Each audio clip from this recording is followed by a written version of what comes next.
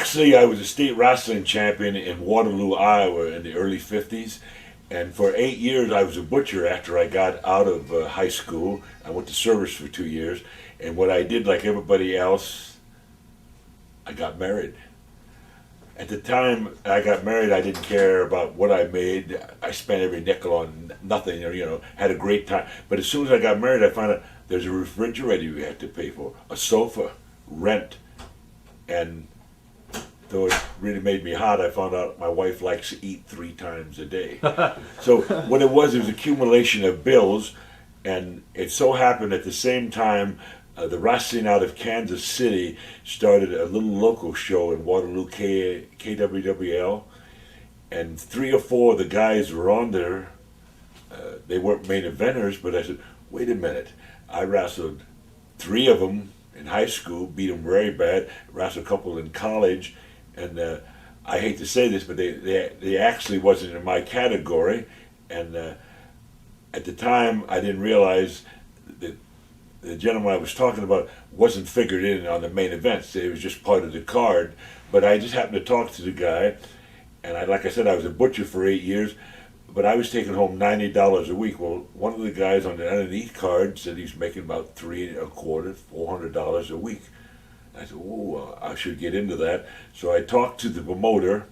At the time, his name was Gus Karras, and and because of my size, you have to understand that at 14, I was 5'9", maybe 220 pounds.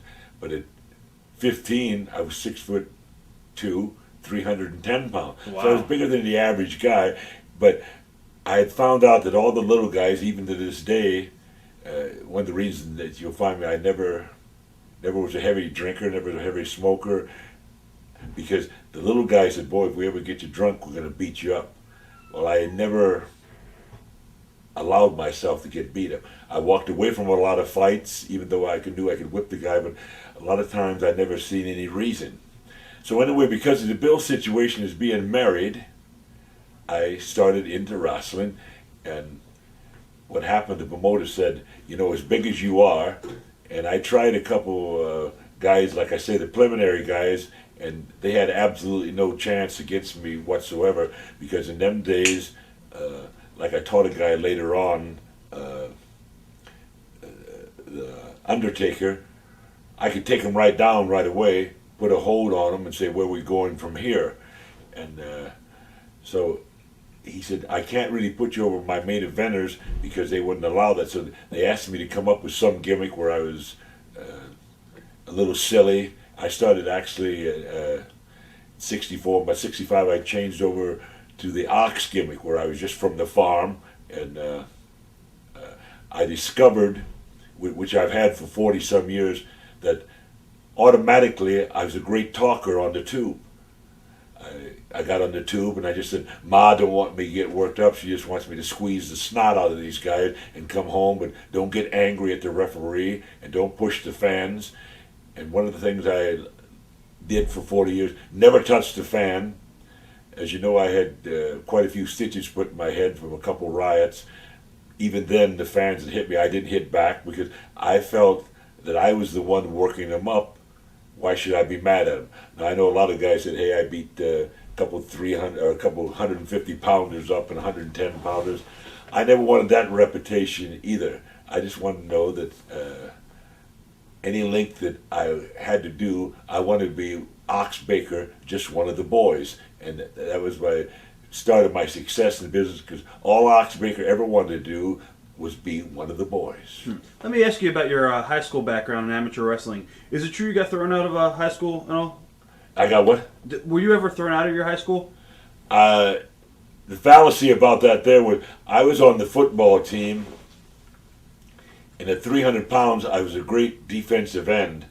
And the coach, I don't know, I was never coachable because the coaches would just say, Ox, why aren't you tackling the guys carrying the ball? I said, what I do, I tell the linebackers, I'll knock down the interference, right? Right. And you tackle the guy. And actually, I made 2 guys all-state linebackers because I knocked that. I had a slogan I got from a college football great, nobody can run around Ox Baker's End. And then 2 years of high school ball, that never happened. But the coach kept saying, tackle this and that, and just finally I said to him, look, you must not be aware of what I'm doing for the team. I'm knocking interference down. And he said, look, it's going to be my way or else. And I said, well, why don't we just step outside, and Right. find out or else. Well, he actually turned me into the principal, and they did have a long debate about whether they should. I never did get kicked out of the school, but I was threatened to if I laid my hands on anybody. And that was another thing I just learned.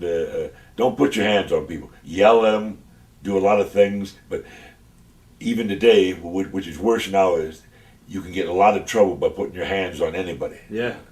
People are sue happy, you pick it up every day, they're getting $1 million for this and that. So I never laid my hands on anybody. Can you talk about your military background a little bit? Well, in the military, I was always aware of my surroundings, and I looked at them, and in my day, in the early 50s, I went into service. There's the infantry, the artillery. There was a couple spots for medics, right? In high school, I'd help the nurse out. I had so many study halls and that I helped the nurses out. I helped the librarians out, and I knew a little bit of nursing. So I put down that I wanted to be a medic. And lo and behold, out of I think 290 guys, I was the only one chose as a medic. It didn't matter what I had done, by the way, because as soon as I got into service, I think one time for 9 months, I was out for sports. They brought me back for 2 weeks, and I went on another 9 months. And out of 2 years, 18 months, I was actually out for sports, football, basketball, and track. And so my career, I loved to be a medic. I had a couple, 8 weeks when you're a medic, you have to go around and you learn a lot of things, like give shots and blah, blah, blah. And I was very good at it. I liked the job, but because of my sports ability, and I want to say one night, I was not the greatest athlete in sports because we had all Americans, we had professional players, but I learned even there, like the professional workers work so much harder than the amateurs like myself, that most of the games I played because the guy was hurt. Right. I got to tell you one story. We had this guy said, I don't feel like I'm doing a good game unless I crack my helmet. I looked at him. 90% of the time I was in his position because he was on the sidelines and getting this bandaged up, but he would be in the game as soon as he got feeling better. So mostly my military career was actually an athletic career where I was in athletics almost the whole time I was in the service. Watch thousands of exclusive shoot interviews right now on TitleMatchNetwork.com.